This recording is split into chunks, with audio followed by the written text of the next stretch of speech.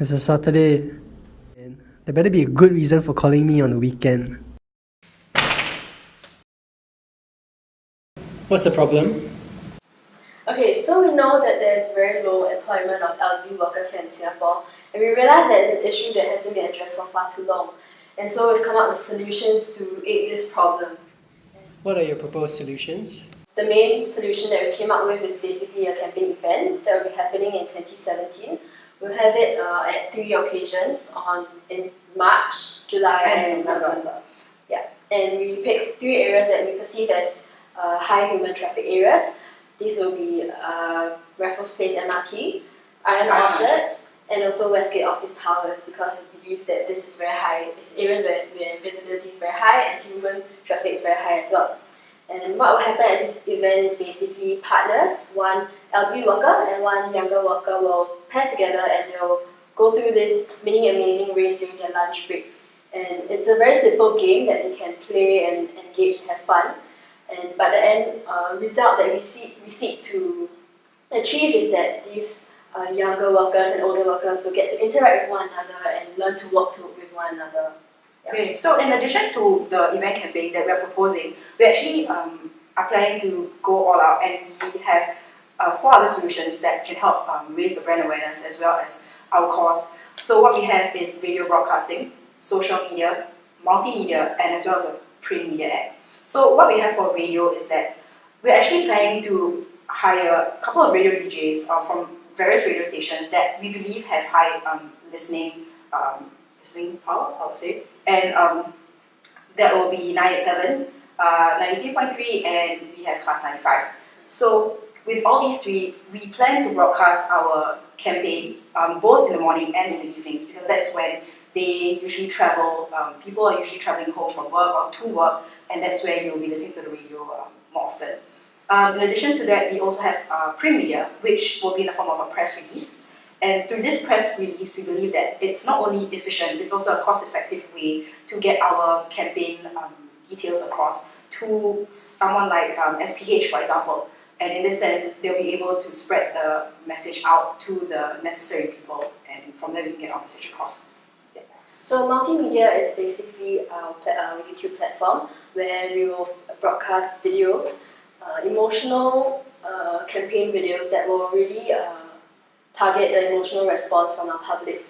This is going to be used in line with our social media platforms, because we know that our younger generation is very engaged on our social media platforms, so it's the fastest way to get our supportive publics to share with their friends as well, and so that the word will get out faster and more efficiently. For social media advertising, we will be using the post boosting function on Facebook, which will publish our posts on the Facebook feeds of all users under our age group. This will only cost $140 for 14 days of advertising. As for radio advertising, the rates are as follows. For their morning time slot, Class 95 FM charges $700, and for their evening time slot, it is $580.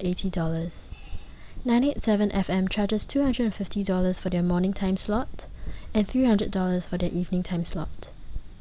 As for Yes 933, they are charging $450 for their morning slot, and $360 for their evening slot.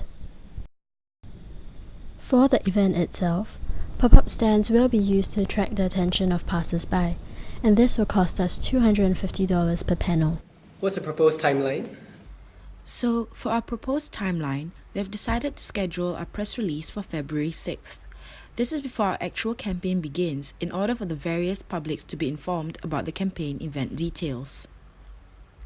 Following which, our campaign video will be released on the various social media platforms to show the public the idea behind the campaign.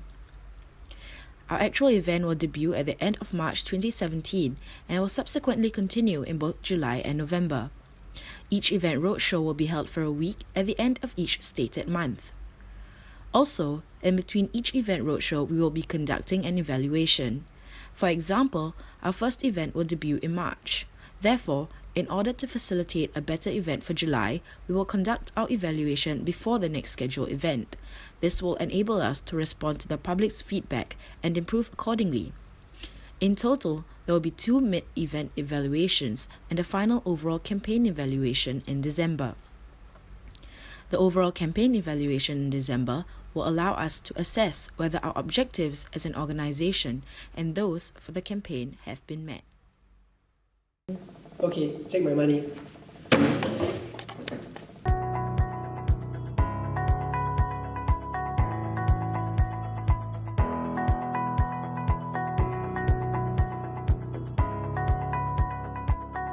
Currently at Raffles Place MRT station, and I'm in charge of the volunteers for this event. Ongoing right now is the adventure race hosted by Ministry of Manpower in lieu of the Embrace the Elderly campaign. This event is in partnership with the Singapore Fund Movement, NTUC, as well as TAFED, and is graciously sponsored by Old Chunky, who has provided the refreshments for this event, alongside Westgate and Ion Orchard.